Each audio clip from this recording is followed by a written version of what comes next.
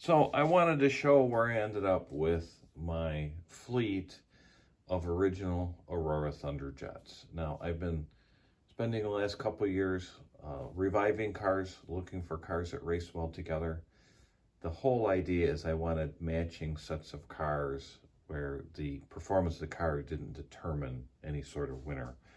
So I was looking to have batches of cars matching lane colors, red, white, blue, yellow. So it was a little bit of work going through trying to find cars that ran well together, chassis that ran well together, let's say, and then the bodies that matched the lane colors. So I'll show my little fleet here, but I had a question on how I organize them. Now, I don't really display these cars, and that's sort of a shame, but here's how I have them organized right now. And this is fairly recently that I bought this at Harbor Freight. They call it a storage box. It's got a really big area up on top. It's a great place for me to store tools and oil and some parts and a lot of miscellaneous stuff. It's actually pretty deep and a lot of room in it. So that's pretty convenient to have. But it came with these pull-out storage sleeves, let's call them. And this is the one it came with. And I really didn't like it. It really had all these compartments here, not a lot of room for a car to fit in. So I was going to return the whole thing. It was on sale, of course. I think typically it's $20. I think it was on sale for $15. But I had a similar storage unit to this that wasn't made anymore, but it fits right in. So with each of these, I could hold 12 cars. So that gives me storage for 48 cars. And for me, the nice thing about that, it puts a limit to how many cars I can go, or I'd probably keep going forever. Because reviving these cars, track testing, making batches together, it's really enjoyable. It's really a lot of fun, especially the track testing part. So this gives me something to store it with, and it gives me something that puts a reasonable limit, maybe an unreasonable limit, because 48 cars to have like this, that's a lot of cars to use and race and go through even in a day. So it really works well for me. So where I ended up with my cars, I figured I'd like to show everyone. And you've seen some of them in some of the other videos are made. And this is the front rows, a fairly recent batch of cars. And I really like them. It's got like an early 60s vibe, all convertibles. Got the driver figures, are all original Auroras. Technically, I believe this blue Jag is a vibrator. It didn't even come as an Aurora Thunderjet. The next row of cars are Ferrari 250 GTOs, legendary race car, a very valuable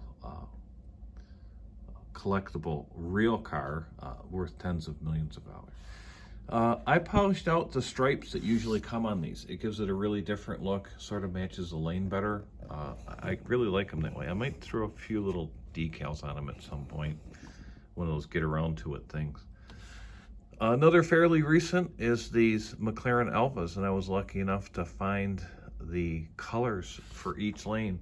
So it's kind of nice with these Ferrari GTOs, these McLaren Alphas, that it's the exact same car, just different colors. And that's kind of hard to do. There's always one color that's hard to track down or rare or elusive. So it's nice to have those batches of cars. The next two rows are bodies that are still readily available and pretty reasonably priced. The Road Race Replica makes these really great De Tomaso Panteras. Those were sold here in the early 70s at, well, by Ford. I think it was technically Lincoln Mercury dealerships, but that was a mid-engine sports car.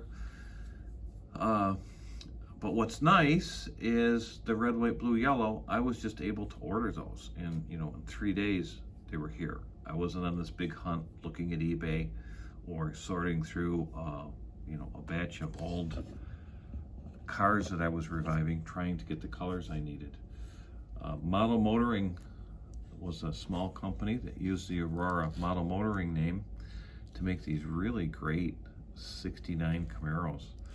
And again, those are still readily available in various colors. So I've gotten those in the last year or so. And again, it was nice just be able to track down someone on eBay that was selling all the colors I needed. One order, boom, and then they're here in a couple days. Now I sort of have the next 3 groups of cars batched together. And this is a group of cars that I just think are cool.